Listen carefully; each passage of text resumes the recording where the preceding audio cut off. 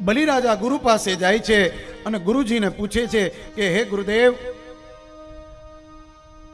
આપણે ઇન્દ્રનું આસન જોતું હોય તો કરવું શું?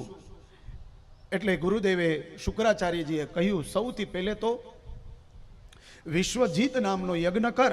એ યજ્ઞ કરીને શસ્ત્ર બધા ભેગા કર, એકત્રિત કર, અને ત્યાર પછી 100 અશ્વમેઘ યજ્ઞ કરીશ ને એટલે ઇન્દ્રનું આસન તને મળી જશે.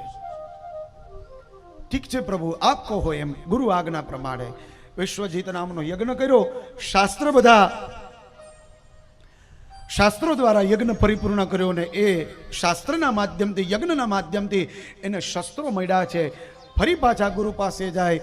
ગુરુ મહારાજે સુંદર એવા યજ્ઞના મુહૂર્ત કાઢ્યા છે. અશ્વમેઘ યજ્ઞ કરવા માટે જઈ રહ્યા છે. આજે એ બલિરાજા પેલો યજ્ઞ, બીજો યજ્ઞ, ત્રીજો યજ્ઞ, અલે 99 યજ્ઞ અશ્વમેઘ પરિપૂર્ણ કર્યા છે આજે બલિરાજાએ. અને 100મો અશ્વમેઘ યજ્ઞ કરવા માટે જ્યારે જઈ રહ્યા છે ત્યારે દેવતાઓની માતા અદિતિને ચિંતા થઈ. કશ્યપ અને અદિતિ બંને ભેગા થઈ ભગવાનનું સ્મરણ કરે છે, ભગવાનનું ભજન કરે છે.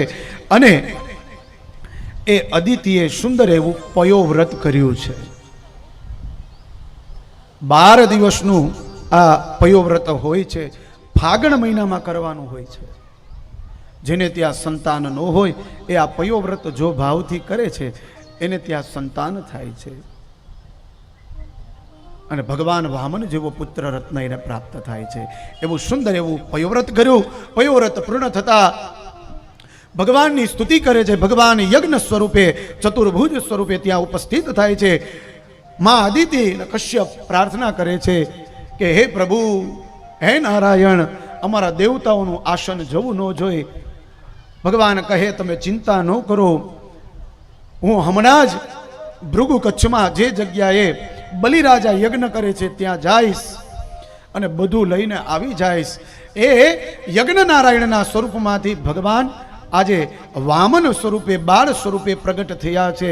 અને સૌએ વામનજીનો જય જયકાર કર્યો છે. બોલીએ શ્રી વામન નારાયણ ભગવાન કી જય.